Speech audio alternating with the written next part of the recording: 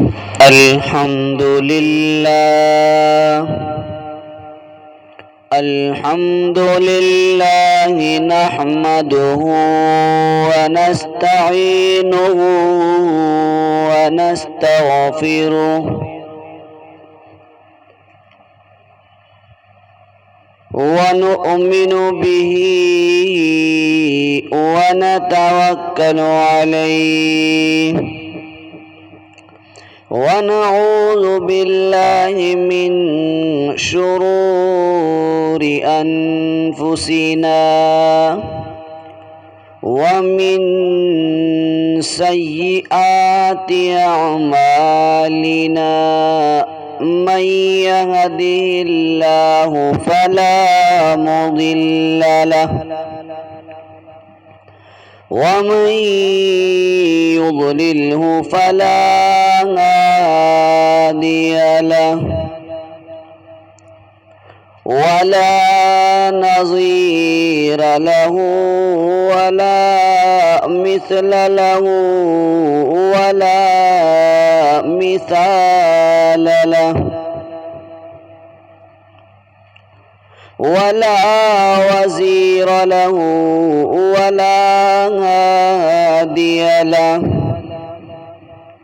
ثم نشهد أن سيدنا وحبيبنا وسندنا ونبينا ومولانا محمد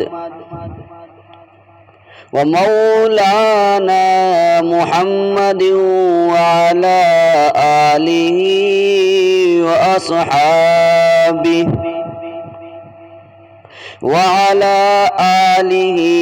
وأصحابه وأهل بيته وذرياته أجمعين. أما بعد فأعوذ بالله السميع العليم من الشيطان الرجيم. بسم الله الرحمن الرحيم.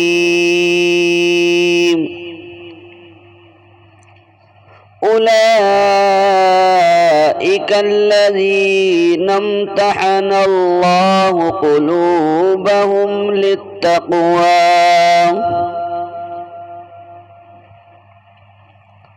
وقال رسول الله صلى الله عليه وسلم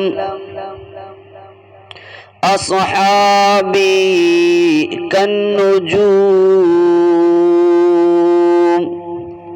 بأيهم اقتديتم اهتديتم.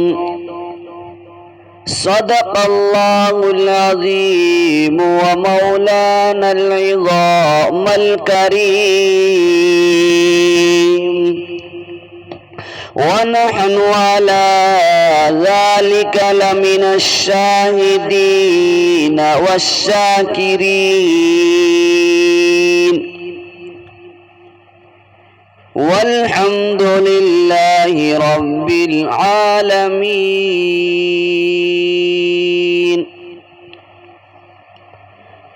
تمام حضرات اخلاص اور محبت کے ساتھ درود شریف پڑھ لیں۔ اللهم صل على محمد وعلى آل محمد كما صليت على إبراهيم وعلى آل إبراهيم إنك حميد مجيد. اللهم بارك على محمد وعلى آل محمد كما باركت على إبراهيم وعلى آل إبراهيم إنك حميد مجيد.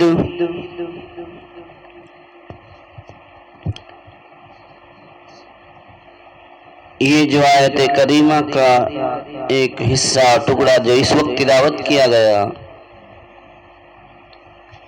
اس میں حق تعالی شانہ و تقدس نے، رب کریم نے، رب کائنات جو ہوا،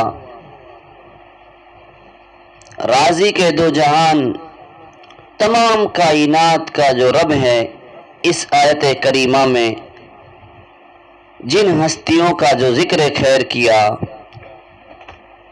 اس میں ان دیوانوں کا، ان پروانوں کا ذکر کیا کہ ان کا ذکر قرآن کریم میں جا بجا آیا ہے۔ یہ ایسی جماعت ہے کہ جن سے اللہ تعالیٰ نے اپنی رضا کا فیصلہ دیا، کہا تم مجھ سے راضی ہو جاؤ، میں تم سے راضی ہوں۔ ہاں، یہ وہ مقدس جماعت ہے جس نے دین کے لیے بڑی قربانیاں دی، گردنیں کٹائی، زخم کھائے، گھر سے بے گھر ہوئے، بیویاں ان کی بیوہ ہوئی، بچوں کو یتیم کرنا گوارا کیا۔ اب آپ کو میری یہ ساری باتیں سن کر، سارے جملہ سن کر ایک بات ذہن میں آ رہی ہوگی کہ کون سی جماعت ہے اور یہ کون لوگ ہیں کہ جن کا ذکر خیر اتنا قرآن پاک میں آیا ہو، اور اس جماعت سے اللہ تعالی اپنی رضا کا فیصلہ دے چکے ہوں۔ اب آپ کے دل میں بھی آ رہی ہوگی کون ہے ایسی ہستی، کون سی جماعت ہے، کاش کہ اس جماعت میں ہم بھی ہوتے ہیں۔ بے شک ہر آدمی اپنے آپ کو اچھا بنانے کی فکر کرتا ہے، تمنا کرتا ہے، تو اللہ پاک آپ کو مجھے قبول فرمائے۔ ہم اس جماعت میں تو نہیں مل پائے، اس جماعت کو تو ہم نے نہیں پایا، مگر وہ جماعت اتنی مقدس رہتی دنیا تک کے لیے اللہ تعالیٰ نے اعلان کر دیا کہ میں اس جماعت سے راضی ہو گیا، میں اس جماعت سے راضی ہو گیا، اور اس جماعت کی چھٹنی میں نے خود نے کی۔ تو میرے پیارے دوستوں اور بزرگوں، دعا کریں کہ اللہ پاک کل قیامت کے دن اس جماعت کا دیدار ہمیں نصیب فرمائے، اپنا دیدار نصیب فرمائے، اور اپنے محبوب کریم صلی اللہ علیہ وسلم کی شفاعت ہمارے حق میں قبول فرمائے، آپ صلی اللہ علیہ وسلم کی شفاعت کا ہمیں حق نصیب فرمائے۔ دوستو، وہ جماعت صحابہ کرام کی جماعت ہے، اور ایک ایسی جماعت ہے کہ جو آدمی، دنیا کا دستور ہے، جب کہیں کسی کو کسی کام کے لیے، کسی جگہ کے لیے کوئی ذمہ داری دی جاتی ہے یا چنا جاتا ہے، تو اس کے اندر کی صلاحیت کو جانچا جاتا ہے، اس کی قابلیت کو دیکھا جاتا ہے، اس کی استعداد کو دیکھا جاتا ہے، اس کے ذہن کو دیکھا جاتا ہے، اس کی ایک مضامین کے طور پر تاریخ ہوتی ہے۔ تو اسی طرح اللہ تعالیٰ نے اس جماعت کو خود چنا۔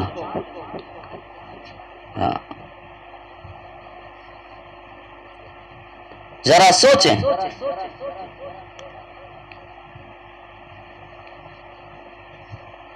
ذرا غور کریں،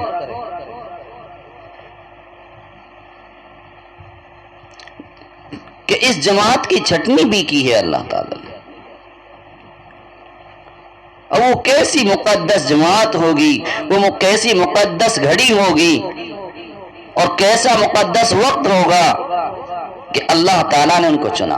آپ دیکھتے ہیں دنیا کا دستور ہے، آج کل کالج ہیں، یونیورسٹیاں ہیں، اسکول ہیں، مدرسہ ہیں، مکتب ہیں، پھر اس کے بعد ان جگہوں سے آدمی نکل جاتا ہے، پھر اپنی نوکری تلاش کرتا ہے، اور پھر وہاں پر جا کر پتہ نہیں کس کس انداز میں آدمی اپنے لیے کام چنتا ہے، کس کس حساب سے آدمی جاتا ہے، کس کس محکمے میں کام کرتا ہے۔ اب جہاں بھی جائے گا اس کا امتحان ہوگا، چھوٹی کلاس سے بڑی میں جائے گا تو امتحان دینا ہوگا، مکتب سے مدرسے کے اندر جائے گا، جامعہ کے اندر جائے گا، امتحان دینا ہوگا، اسکول سے کالج یونیورسٹی میں جائے گا تو امتحان دینا ہوگا۔ مگر یہ امتحان کس کا ہوتا ہے؟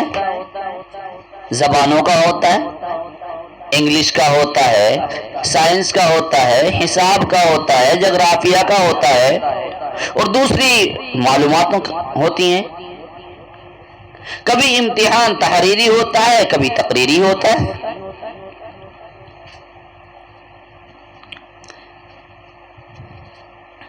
لیکن اس جماعت کا امتحان جو ہوا،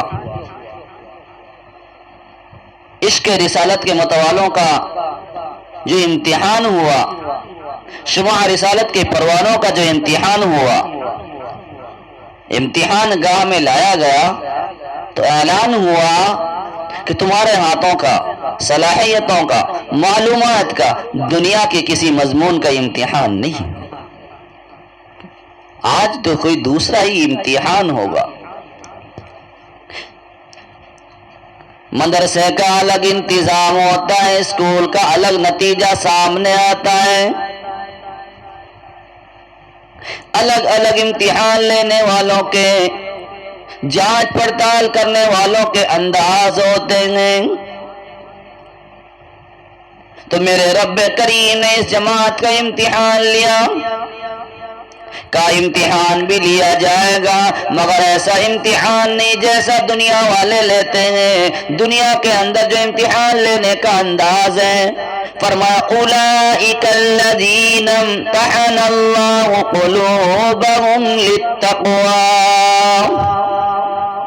یہ وہ لوگ ہیں جن کے دلوں کو جانچ لیا اللہ تعالیٰ نے تقوی کے لیے۔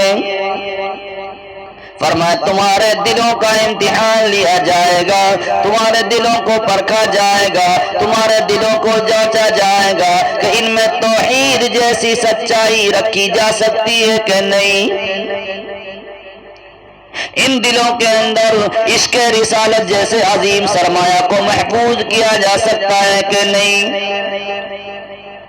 ان دلوں میں دین کے موتی رکھے جا سکتے ہیں کہ نہیں، کہیں خرابی تو نہیں آئے گی، کہیں ان کے اندر نشان تو نہیں پڑ جائیں گے، کہ ایسا تو نہیں یہ دل کمزور پڑ جائے اور میرے محبوب کی جیسی رسالت کی ہستی کو یہ اس کی قدر کی جگہ سے نکال دیں، کہ ایسا تو نہیں ان دلوں میں رکھنے سے موتیوں کا رنگ بدل جائے، کہیں ان کی آب و تاب تو ختم نہیں ہو جائے گی، کہیں زمانہ کے بدلتے ہوئے دن اور رات میں حالات بدلتے ہیں، ہواؤں کی حالت بدل جاتی ہے، دن اور رات کا ٹائم بدل جاتا ہے، ایسا تو نہیں ہے کہ کہیں یہ دل بھی یہ دن رات کی طرح ان میں تبدیلی آ جائے۔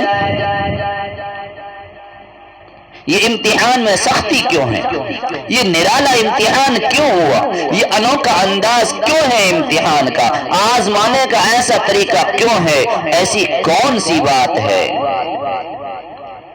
کہ جس کو اپنے رسول کے ساتھ جوڑنا ہے اور ان کے امتحان کا اندازہ پوری دنیا سے الگ تھلگ کر کے اس قدر کڑی شرط رکھ دی جائے کہ ان کا امتحان جو میرے محبوب کے صحابہ ہوں گے تو ان کا امتحان دلوں کا امتحان ہوگا، ان کے قلوب کا امتحان ہوگا۔ امتحان میں بھی کوئی معمولی جانچ پڑتال نہیں ہوگی، اور امتحان کوئی معمولی نہیں ہوگا، اور امتحان بھی معمولی نہیں اور لینے والا بھی معمولی نہیں۔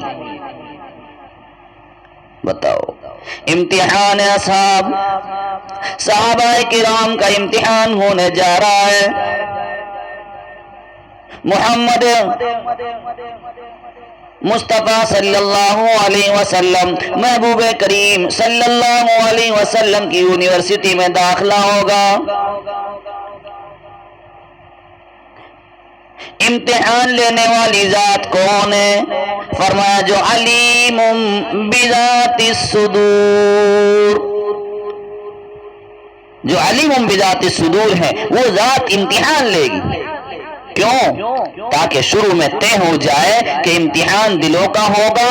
جو رسول کے دائرہ صحابیت میں داخل ہونا چاہتا ہے وہ اور کوئی چیز نہ لائے، وہ صرف دل لائے، اس کے دل کا امتحان لیا جائے گا، اور پاس ہونے پر اسے محمدی ہونے کا سرٹیفکیٹ دیا جائے گا، محمد کے صحابی ہونے کا شرف دیا جائے گا، وہ میرے محبوب کی معیت، رفاقت اور صحبت کے قابل قرار دیا جائے گا۔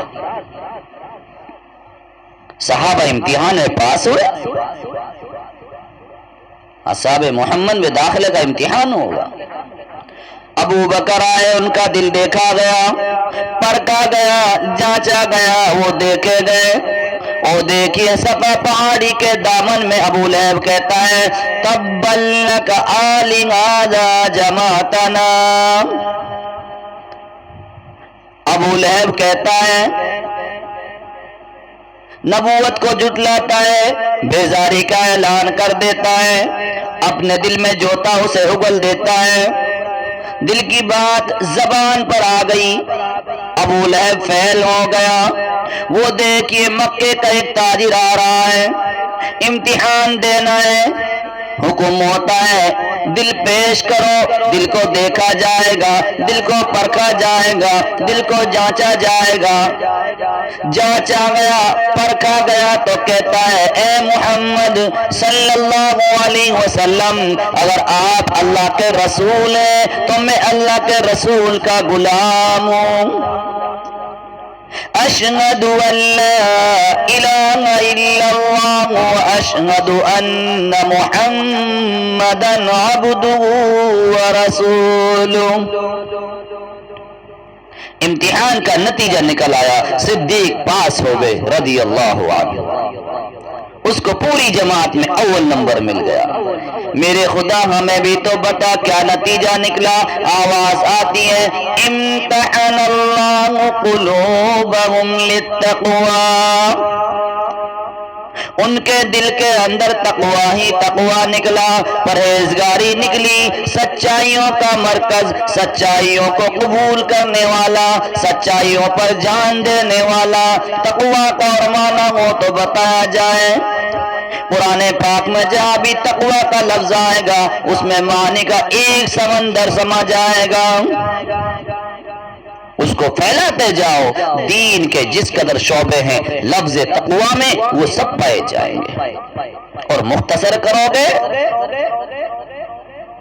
الیوم اکملت لکم دینکم وَأَتْمَمْتُ عَلَيْكُمْ نِعْمَتِي وَرَضِيتُ لَكُمُ الْإِسْلَامَ دِينًا۔ دین کی نعمت تمام کر کے اے اصحاب رسول تمہیں عطا فرما دی ہے، اور اب یہ نعمت تمہاری ہے اور تمہیں عطا کر دی ہے۔ کیوں؟ اس لیے کہ تم میرے امتحان میں پورے اترے ہو، تمہارے دلوں کو میں نے اس کے اہل پایا ہے۔ ان لوگوں ذرا دلوں پر ہاتھ رکھ کر سوچو، آج تم دنیا کی سوسائٹیوں کے پیچھے بھاگتے ہو، دنیا کے امتحانوں کو تم ہارڈ امتحان کہتے ہو، موت خیال کرتے ہو، مصیبت خیال کرتے ہو۔ تمام لوگ تقوی کے لیے پیدا کیے گئے ہیں، اور تقوی صحابہ کے لیے پیدا کیا گیا۔ تمام دنیا سے کہا گیا تم تقوی کو تلاش کرو، اور تقوی کو کہا گیا کہ تو اصحاب محمد کو تلاش کر، کیونکہ تیرا مرکز وہی، تیرا محور وہی۔ کون نہیں جانتا غلاف کعبہ سے چمٹ کر لپٹ کر سرکار دو عالم محبوب کریم صلی اللہ علیہ وسلم نے نہایت درد بھرے انداز میں اپنے رب کریم سے، اپنے داتا سے، اپنے آقا سے دعا مانگی، اے اللہ، اے اللہ میری دعا قبول فرما۔ آنکھوں سے آنسو بھی جاری ہیں، دعا مانگ رہے ہیں، اور میرے محبوب کیا مانگتے ہو مانگو، اے اللہ یا ہشام کا بیٹا عمر دے یا خطاب کا بیٹا عمر دے دے۔ خداوند قدوس نے دونوں کے دلوں کو جانچا، دونوں کے دلوں کا جائزہ لیا، دونوں کے دل جانچے گئے، دونوں کو پرکھا گیا، دونوں کے دلوں کو پرکھا گیا کہ کون ہے جس کے دل میں تقوی سما جائے گا، کس کا دل تقوی کو برداشت کر لے گا، کون ہے جس کا دل میری توحید سے سرشار ہے، کون ہے جس کا دل عشق نبی میں مچل رہا ہے، کون ہے جن کے دل میں اسلام اور قرآن کے خزانے محفوظ کیے جا سکتے ہیں۔ پرچے میں امتحان میں عمر ابن خطاب کے دل کو چن لیا گیا، ایمان کی دولت سے مالا مال کر دیا گیا۔ کیوں؟ امتحان اللہ قلوبہم، ان کے دلوں میں صلاحیت تھی، اصحاب محمد میں داخلے کی اللہ تعالیٰ نے عمر ابن خطاب کے دل کو چن لیا، دامن مصطفیٰ میں ڈال دیا، بتا دیا گیا اے میرے محبوب اولئک الذین امتحن اللہ قلوبہم للتقوی۔ اللہ کیا امتحان ہے! ایک طرف امیہ ابن خلف ہے، مکے کا مالدار ہے، دولت مند ہے، سیٹ ہے، ڈیرا ہے، اوہو، اور ایک طرف حبشے کا غلام بلال، اور کیسا وطن اپنا نہیں، بے بس ہے، مفلس ہے، نادار ہے، شکل و صورت سے صحیح نہیں، گھر و دولت سے پورا نہیں، پردیسی ہے، غلام ہے، مگر جب دل ناپا گیا، دل کو جانچا گیا، محمدی یونیورسٹی کے نتیجے کے مطابق پرکھا گیا کہ توحید امیہ ابن خلف کے اندر آ سکتی ہے کہ نہیں، یا بلال کا دل توحید کو سما سکتا ہے کہ نہیں۔ کیوں کہ آج امتحان دل کا ہی تو ہو رہا ہے نا، خوب دل کو ٹٹولا گیا، بلا آخر نتیجہ یہی نکلا، امتحان اللہ قلوبہم للتقوی۔ ادھر دیکھو کیا ہوتا ہے، ادھر کیوں دیکھتے ہو؟ دیکھو خباب عرت کا بیٹا ہے، آگ کے انگاروں پر لٹایا جا رہا ہے، وہ کوئی رحم کی اپیل نہیں کرتے، آگ نے زور آزمائی کر لی، ظالموں نے زور لگا لیے، نوجوان اپنی طاقت سے پست ہو گئے، خدا کے خوف سے عاری شخص نے حضرت خباب پر ظلم کے تمام حربے، تمام راستے مکمل کر لیے، ظلم کی جو حد تھی پار کر لی، مگر ان کے پاؤں میں کوئی لغزش واقع نہیں، ان کی زبان کبھی نہیں کبھی نہیں کھٹکھٹائی، ان کی زبان کبھی نہیں لڑکھڑائی، ان کے دل میں کوئی کمزوری پیدا نہیں ہو سکی، ان کا عشق کے برابر بڑھتا چلا جا رہا ہے، ان کا دل برابر ذکر اللہ سے معمور ہے۔ نتیجہ کیا نکلا؟ نتیجہ وہی نکلا، امتحان اللہ قلوبہم للتقوی۔ مجھے کہنے دو، مکے کی وادی گواہ ہے، مکے کے پہاڑ گواہ ہیں، مکے کے در و دیوار گواہ ہیں، مکے کے ہر شجر کنکر گواہ ہیں، مکے کے در و دیوار گواہ ہیں، مکے کی گلی، مکے کے چھوٹے چھوٹے کونے گواہ ہیں کہ اصحاب محمد میں داخلے کے لیے نبوی طلباء نے اس قدر پرچے حل کیے، اس قدر کٹھن اور دشوار مراحل طے کیے کہ دنیا میں ان کی کوئی نظیر نہیں ملتی۔ کفاروں نے، مشرکین نے ظلم کیا، بربریت کی حد پار کر دی، اپنا داو پیچ پورا لڑائے، تاریخ عالم ان کی مثال پیش کرنے سے قاصر ہے۔ مگر قربان جاؤں حضور کے دیوانوں پر، مستانوں پر، انہوں نے تمام ظلم کی زنجیریں توڑ کر توحید و سنت کے دروازے پر پہنچ گئے اور توحید و سنت کو اپنے دلوں کے اندر رکھا، اپنے دلوں کی گرماہٹ سے توحید و سنت کو روشن کیا اور توحید و سنت کو رہتی دنیا تک کے لیے عشق توحید اور عشق محمدی سے گرما کر دکھلا دیا، ایک نئے باب کا اضافہ کیا اور اپنے رب سے اپنے اعلیٰ نمبروں میں پاس ہونے کا تاریخی اعزاز حاصل کیا۔ کیوں؟ اولئک الذین امتحن اللہ قلوبہم للتقوی، انہیں یہ اعزاز دیا جاتا ہے کیوں کہ ان کے قلوب کے تقوی کا رب گواہ ہے۔ تمہارے گواہ کون ہے؟ تمہارے گواہ ذرا کے قابل صحابہ کے ایمان اور تقوی کا گواہ ذرا سے پاک ہے۔ ہمت تو کرو ذرا کی ہے کہ نہیں؟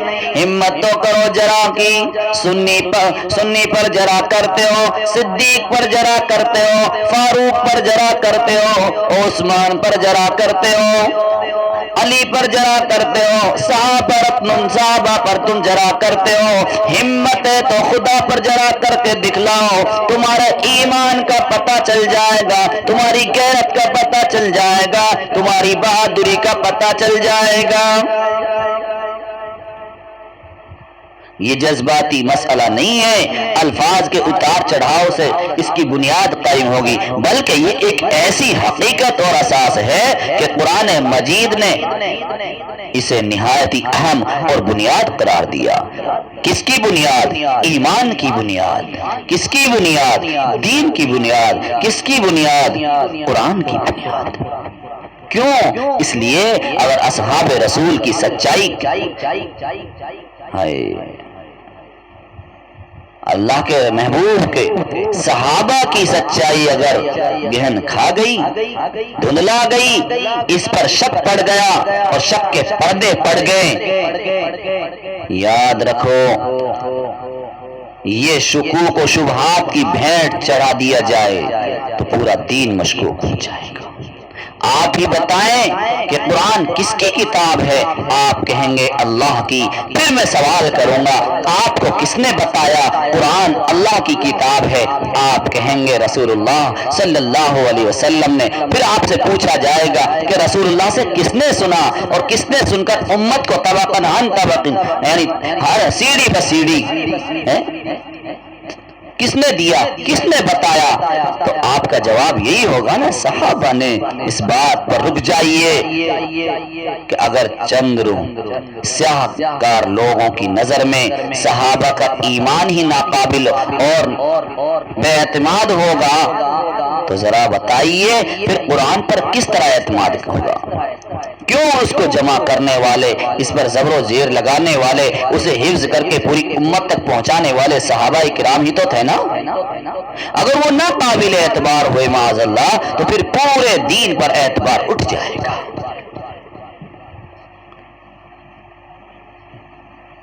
پوچھئے ان سیاہ خیالوں سے، پوچھئے برے خیال رکھنے والوں سے، پوچھئے ان بدعقیدت مندوں سے کہ تمہارے ایک جملے نے دین کا پورا نقشہ ہی مٹا کر رکھ دیا۔ اس سے بہتر ہے کہ تیری تاریخ ہی ختم ہو جائے۔ دین کو، قرآن کو، صحابہ کو تو زندہ رہنا ہے اور تا قیامت انہیں یہ عزت حاصل رہے گی۔ کیوں؟ امتحن اللہ قلوبہم للتقوی، کہ ان کے دلوں کا امتحان لیا گیا۔ آگے سنیے، الزمہم کلمۃ التقوی وکانوا احق بها واہلها۔ جماعت دیا ان کو تقوی کے کلمہ پر، اور وہ ان کے سب سے زیادہ حقدار تھے اور سب سے زیادہ اہل تھے۔ محترم حضرات، قرآن کریم نے نہایت مستحکم انداز میں، مضبوط انداز میں ارشاد فرمایا ہے کہ صحابہ کرام کو اللہ تعالیٰ نے کلمہ تقوی پر جمع دیا۔ اور کلمہ تقوی سے مراد کیا ہے؟ یہی ہے نا کلمہ اول، کلمہ توحید اور رسالت۔ اصلها ثابت وفرعها في السماء لا الہ الا اللہ محمد رسول اللہ۔ یہ کلمہ ٹھوس ہے، مضبوط ہے، اور یہ ایسی بنیاد ہے اسلام اور ایمان کی کہ اس بنیاد کو جو کمزور کرنے کی کوشش کرتا ہے، خیال بھی کرے گا، وہ مسلمان کہلانے کا اور کہلانے کے لائق بھی نہیں، اور اس کو کوئی حق نہیں۔ وہ قرآن کا دعوے دار بنے، قرآن کا محب بن کر دکھائے، اور صحابہ کی جماعت کا منکر ہو، صحابہ کرام کی عظمت کا منکر ہو، یہ ہو ہی نہیں سکتا۔ اسی کلمہ کو پڑھ کر کوئی شخص مسلمان ہوتا ہے تو اسی کلمہ کے پڑھنے سے انسان پہلی زندگی کی آلائشوں سے پاک ہو جاتا ہے۔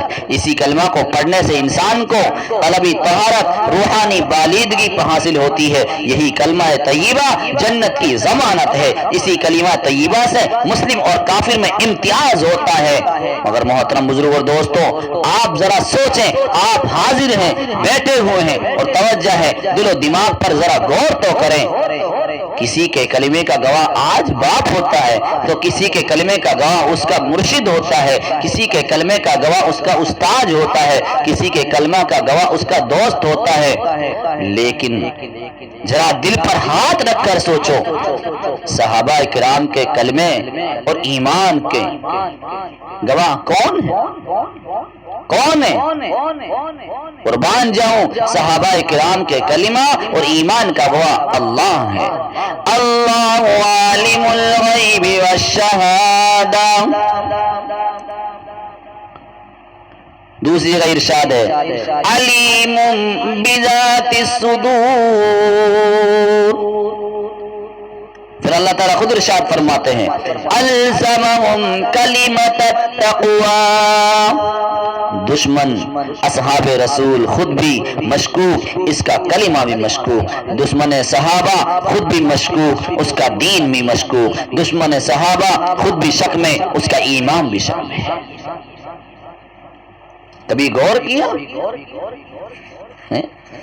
دین کے ٹھیکیدار بنے پھرتے ہیں مگر کبھی غور نہیں کیا کہ زبان سے یا اپنے ہاتھ سے اور اپنے اعمال سے یہ ظاہر کر رہے ہیں کہ یہ چیزیں صحابہ کرام کی شان کے خلاف ہیں۔ کیوں؟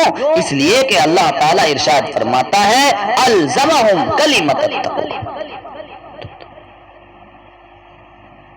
اللہ تعالیٰ نے کلمہ تقوی صحابہ کی جان رکھی، کلمہ تقوی صحابہ کی آن ہے، کلمہ تقوی صحابہ کا ایمان ہے۔ ارے موذی، تو بھی اس بات کو پہچان، کلمہ تقوی خدا کی توحید کا ترجمان ہے، کلمہ تقوی خدا کی وحدانیت کا ترجمان ہے، کلمہ تقوی خدا کی الوہیت کا ترجمان ہے، کلمہ تقوی دین کی اساس ہے، دین کی بنیاد ہے۔ یہ کلمہ تقوی معیار دین اور معیار ایمان ہے۔ جس کے پاس کلمے کی دولت ہو وہ سب سے اچھا انسان ہے، جس کے پاس کلمہ کی دولت ہو وہ با ایمان ہے، جو کلمہ کی دولت سے محروم وہ بے ایمان ہے۔ یہی ہے نا سنی کا ایمان، یقین جان، موذی تو بھی اسے پہچان، صحابہ ہیں ایمان کی جان، تو مان نہ مان تیرا جہنم ہے نشان۔ یہ ارشاد رحمان ہے الزمہم کلمۃ التقوی، ان کو کلمہ تقوی پر جمع دیا گیا۔ آندھیاں چلی، آندھیاں آئی، طوفان آئے، بڑے بڑے کافروں کی شکل میں آئے، بڑے بڑے جنگوں میں طوفان آئے مگر صحابہ نے کلمہ نہیں چھوڑا، جمے رہے۔ حنین میں جمے رہے، تبوک میں جمے رہے، یرموک میں صحابہ ایمان پر جمے رہے، بدر میں جمے رہے، احد میں جمے رہے، زندگی میں جمے رہے، موت تک جمے رہے۔ اور صحابہ دنیا میں نہیں، صحابہ قبروں میں سوئے ہوئے، مگر میرے رب نے اعلان کر دیا والسابقون الاولون من المہاجرین والانصار۔ ذرا غور کرے، طوفان آئے مگر صحابہ نے کلمہ نہیں چھوڑا، جمے رہے، زندہ جلائے گئے مگر صحابہ نے کلمہ نہیں چھوڑا، جمے رہے۔ تیل کے جلتے ہوئے کڑاہوں میں ڈالا گیا مگر صحابہ نے کلمہ نہیں چھوڑا، جمے رہے۔ گلے میں رسی ڈال کر مکے کی گلیوں میں گھسیٹا گیا مگر صحابہ کرام نے کلمے کو نہیں چھوڑا۔ تختہ دار پر لٹایا گیا مگر صحابہ کرام نے کلمہ توحید کو نہیں چھوڑا، جمے رہے۔ دیکھتے ہوئے کوئلوں پر لٹایا گیا مگر صحابہ کرام نے کلمہ نہیں چھوڑا، جمے رہے۔ آل یاسر کو مخالف سمتوں سے اونٹوں سے باندھ کر کھینچا گیا مگر کلمہ توحید کو نہیں چھوڑا، جمے رہے۔ قربان جاؤں حضرت بلال کو آگ کے انگاروں پر لٹایا گیا، تپتی ریت پر لٹایا گیا، رات اور دن پیٹا گیا مگر انہوں نے کلمہ نہیں چھوڑا، جمے رہے۔ حضرت زنیرہ کی آنکھوں میں ابو جہل نے گھوسے مارے، آنکھوں کی پتلیاں باہر آ گئی، آنکھوں سے خون جاری ہو گیا مگر کلمہ توحید نہیں چھوڑا، جمے رہے۔ حضرت عثمان رضی اللہ عنہ کو آگ کی دونی دی گئی، کلمہ نہیں چھوڑا مگر جمے رہے۔ شام ابی طالب میں صدیق و فاروق، علی اور جلیل القدر صحابہ کرام کو قید کیا گیا، کھانا بند، پانی بند کیا گیا، باتیں کرنا بند کیا گیا، طرح طرح کے مصائب ڈالے گئے، طرح طرح کی مصیبتیں آئی، طرح طرح کی مصیبتوں میں مبتلا کیا گیا، کلمہ نہیں چھوڑا، جمے رہے۔ حضرت خبیب رضی اللہ عنہ کو تختہ دار پر لٹایا گیا، کلمہ نہیں چھوڑا، جمے رہے۔ اللہ تعالیٰ کو ان کا یہی کردار پسند تھا، اللہ تعالیٰ کو ان کی یہی ادا پسند تھی، اللہ تعالیٰ کو ان کی یہی وفائیں پسند آئی، اس لیے اللہ تعالیٰ نے ان کا اور کلمے کا یارانہ لگا دیا، فرمایا الزمہم کلمۃ التقوی۔ کلمہ صحابہ کا اور صحابہ کلمے کے ہو گئے۔ ذرا سوچے، نہ صحابہ کلمہ طیبہ سے جدا ہو سکتے ہیں اور نہ کلمہ طیبہ صحابہ سے جدا ہو سکتا ہے۔ میں تو کہتا ہوں ولی کلمے کی تلاش میں ہے، کتب کلمے کی تلاش میں ہے، بڑی بڑی رٹیں لگاتا ہے، بڑی بڑی ضربیں لگاتا ہے، ابدال کلمے کی تلاش میں رٹ لگاتا ہے، بڑی بڑی ضربیں لگاتا ہے کہ کلمہ میرے دل میں جم جائے، صوفی کلمے کی تلاش میں ہے۔ محدث سے بھی جا کر پوچھو، یہی جواب دے گا مجھے کلمے کی تلاش ہے، مفسر کلمے کی تلاش میں ہے اور کلمہ اصحاب رسول کی تلاش میں ہے۔ کیوں؟ اس لیے امتحن اللہ قلوبہم للتقوی۔ ہر کوئی اپنے گھر میں سکون پاتا ہے، ہر کوئی اپنے گھر میں قیام پذیر ہوتا ہے، تمہیں اور ہمیں اپنا گھر پسند ہے، کلمہ کو صحابہ کے دل پسند ہے، صحابہ کرام کے قلوب پسند، وہی کلمہ جس کلمہ کی ہم تلاش میں ہیں، وہی کلمے کا مرکز صحابہ بنے، وہی کلمے کا مسکن تھے۔ کیوں؟ کتنی پاک ہے میرے رب کی ذات۔ فرمایا وَكَانُوا أَحَقَّ بِنَا وَأَغْلَغَا، اور وہی تھے سب سے زیادہ حقدار، وہی سب سے اہل تھے، اس لیے اللہ تعالیٰ فرماتے ہیں کلمے کے زیادہ حقدار یہی تھے، سب سے زیادہ اہل یہی تھے۔ ذرا سوچیں میرے پیارے دوستو، قرآن مجید میں اللہ تعالیٰ کے ارشاد مبارکہ سے معلوم ہوا کلمہ طیبہ کے سب سے زیادہ حقدار اور اہل اصحاب محمد رسول اللہ صلی اللہ علیہ وسلم ہی تھے، اس لیے کلمہ طیبہ ان کا سپرد کر دیا گیا۔ کلمے کے دو جزء، کلمے کے دو حصے، پہلے حصے میں اللہ کی وحدانیت اور توحید کا بیان ہے، اور دوسرے حصے میں محمد رسول اللہ صلی اللہ علیہ وسلم کی رسالت کا بیان ہے۔